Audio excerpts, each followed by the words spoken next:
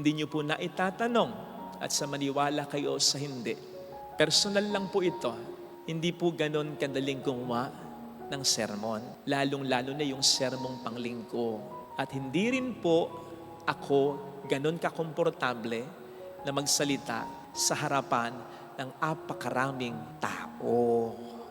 Kaya't kung gugustuhin mo, dahil yan ay una niyang ginusto, at pag yan ay ginusto mo rin, siya ang bahala sa iyo. Narinig po natin sa ating unang pagbasa ang simula ng sulat ni San Pablo kay San Timoteo. At gaya ng mga sulat noon na hindi gaya ng mga sulat ngayon. Noon, mas unang sinusulat sa liham, sa unahan, yung pangalan ng sumusulat. And then later pa lang yung sinusulatan. Kaya nga po dito, sa sulat ni San Pablo kay San Timoteo, nagsimula siya by stating his name. Siya yung sumusulat. And then later on, yung recipient, si Timoteo. Pero hindi ito ang gusto kong mapagtuunan ng pagninilay natin ngayon, kundi yung pagpapakilalang ginawa dito ni San Pablo sa sarili niya. Kasi ang sabi niya ay, I, Paul, an apostle of Jesus Christ, by the will of God, for the promise of life in Christ Jesus. Inintroduce niya ang kanyang sarili bilang apostol ni Kristo by the will of God, dahil sa kalooban ng Diyos. Mahalaga po ang pagpapakilalang ito. Una, pangontra ito noon sa mga haters niya. Dahil maraming hindi makapaniwala, marami ang nagtataas ng kilay. Si Pablo, numero unong taga-usig dati ng mga Kristiyano, apostol ngayon ni Kristo. Tumawag si Kristo ng 12, tumawag si Kristo ng 72, hindi doon binanggit ang pangalang Pablo. Ngayon sasabihin mo, apostol yan ni Kristo. Na para bang sinasabi niya sa pagpapakilalang ito, hello, hindi ako ang nagpresenta ng sarili ko. Hindi ko sinabi kay Kristo, gawin mo akong apostol. Hindi ko iginiit ang sarili ko. Hindi ako ang may gusto, kundi si Kristo. Wala akong nagawa, mas lalo kayong walang magagawa. Hindi ako, hindi tayo ang may gusto nito, kundi si Kristo. And that should settle it. Darating ang pagkakataon, hindi lang ito magiging pangontra ni Pablo sa mga haters niya. Magiging pangontra din niya ito sa fear, sa weakness, sa doubts, sa worries niya. Gaya ng mararanasan niya nang siya'y mapunta ng Korinto. Isa sa mga napaka-challenging na misyon ni St. Paul ay ang Korinto. Ito ang pugad ng napakaraming masasamang tao. Dito talagas na subok ang pagiging apostol ni Pablo kay Kristo. Kaya nga ang sasabihin doon sa 1 Corinthians 2:3, in Corinth, Paul really experienced weakness, fear, and much trembling. Matinding kahinaan, matinding takot, matinding pag-aalala, panginginig. Pero anong pangungontra niya? Hindi naman ako may gusto nito eh. Ikaw eh. Kaya ikaw rin ang bahala sa akin dito sa Korinto. And true enough, sapagkat kung babasahin po natin ang Acts 18:9, ay sasabihin doon that while Paul was in Corinth, the Lord spoke to him in a night vision, admonishing him, do not be afraid, go on speaking, do not be silent, for I am with you and no one will attack you to harm you. Yun ang advantage ng taong totoong alagad ng Diyos. Pag sinabing totoong alagad ng Diyos, totoong sumusunod sa Diyos. Kapag ikaw ay pinagdudahan nila, ang Diyos ang pinagdududahan nila. Kapag ikaw ay kinalaban nila, ang Diyos ang kinakalaban nila. Pagdududahan mo ba ang Diyos? Kakalabanin mo ba ang Diyos? Come on. Alam ko hanggang ngayon, marami pa rin ang silently nagtatanong, lalong-lalo na yung mga lubhang nakakakilala sa akin noon, kung bakit naging pari ako. Kasi nga naman, ang daming nangyari noon bago pa man ako pumasok ng seminaryo. Nung ako'y nasa seminaryo, ang dami ring nangyari. Kahit na ako'y pari na, especially in my early years in the ministry, ang daming nangyari na kung kahit hindi pagsamasamahin, kahit isa na lang sa mga nangyaring yon, baka wala ako sa harapan nyo ngayon. Wala na ako in a sense na makapatay na ako. O baka wala na ako in a sense na hindi ako naging pare. Or baka wala na ako in a sense na hindi na ako pare. Pero buong kapakumbabaan kong sasabihin, ito po ako, ito pa rin po ako. Buong kapakumbabaan kong sasabihin, hindi dahil magaling ako, hindi dahil mabait ako, sapagkat alam kong hindi totoo. Kaya alam na alam ko rin ang totoo. Hindi ako, kundi ang Diyos ang siyang may gusto nito. Ito rin po ang pangungontra ko o pinangungontra ko kapag may mga pagkakataong nakakaranas din ako ng naranasan ni St. Paul. Weakness, fear, much trembling.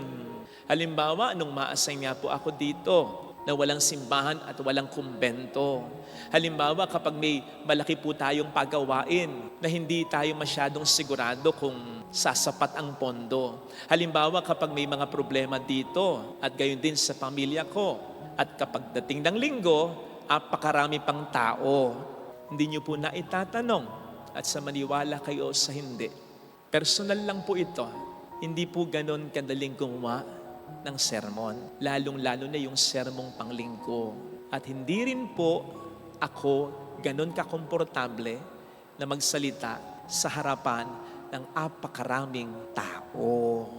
May mga pagkakataon na 2, 3, 4 na oras ako sa harap ng laptop. Wala akong naitatype na sermon kahit isang maikling paragraph. Yes, 4 hours, 5 hours, wala.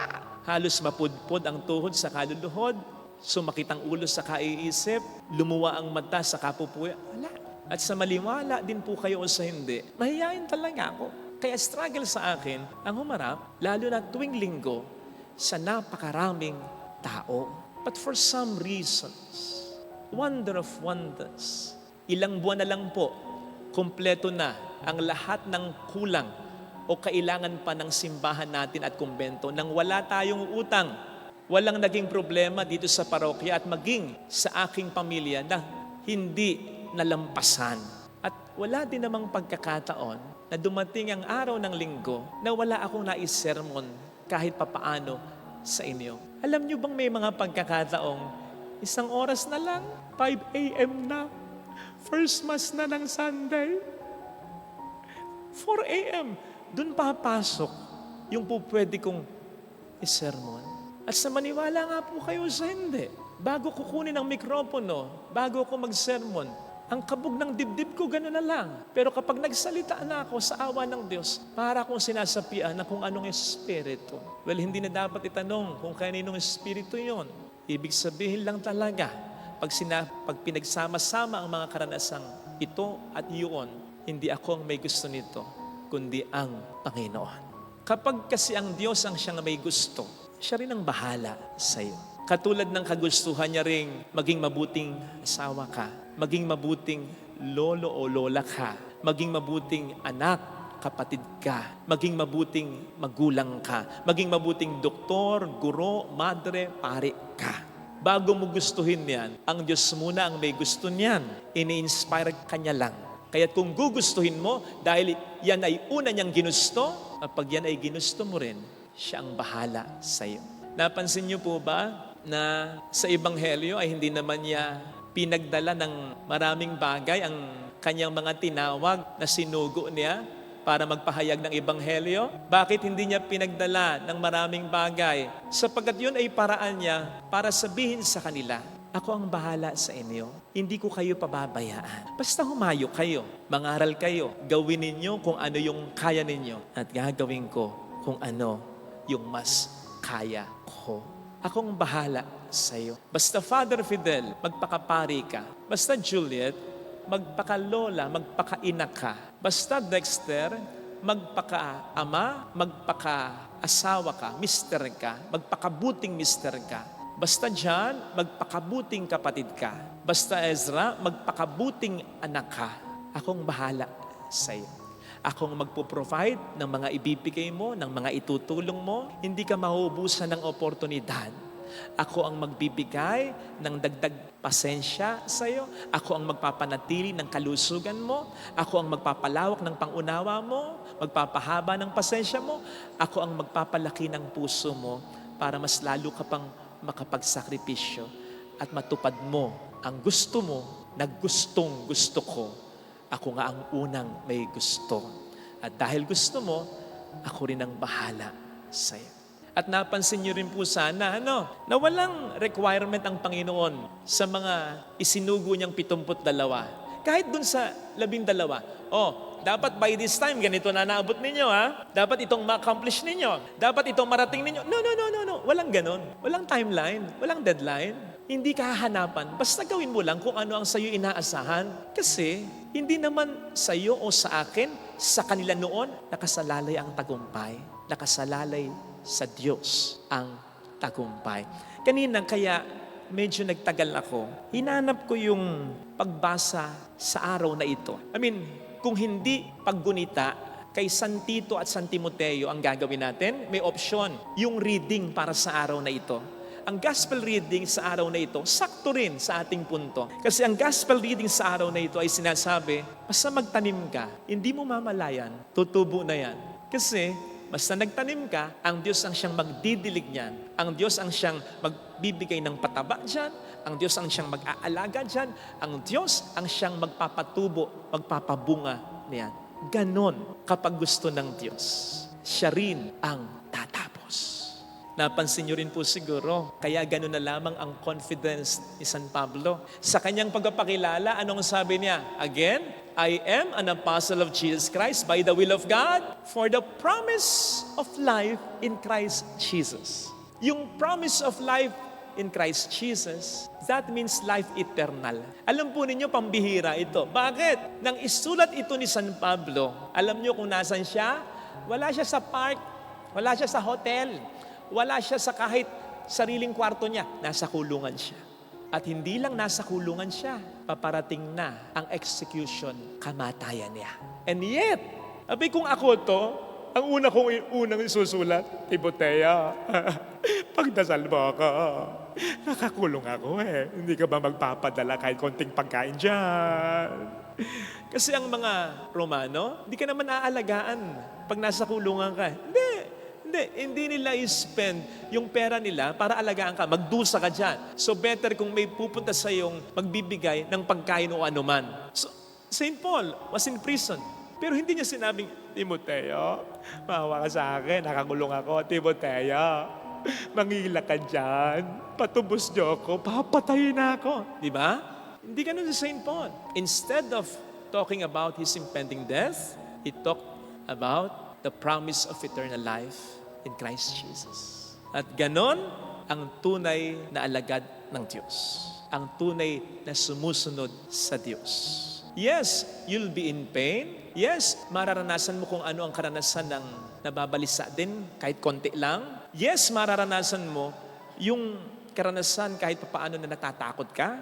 Ang courage naman, hindi naman ito yung hindi ka natatakot. Ang courage ay yung overcoming that fear. At ang tunay na sumusunod sa Diyos, hindi nagwawallow in fear, in pain, in much trembling. Ilalampasan niya yan. Sapagkat ang focus niya, hindi yung paghihirap, hindi yung pag-aalala, ni hindi yung napipintong kamatayan, kundi yung alam niya na siguradong tagumpay dahil ang Diyos ang siyang bahala sa kanya. Kasi kapag gusto ng Diyos, at ginusto mo, siyang bahala sa iyo. Kaya makakasigurado ka, kahit wala pa, kahit malayo pa, makakasigurado ka agad, magiging maayos din ang lahat.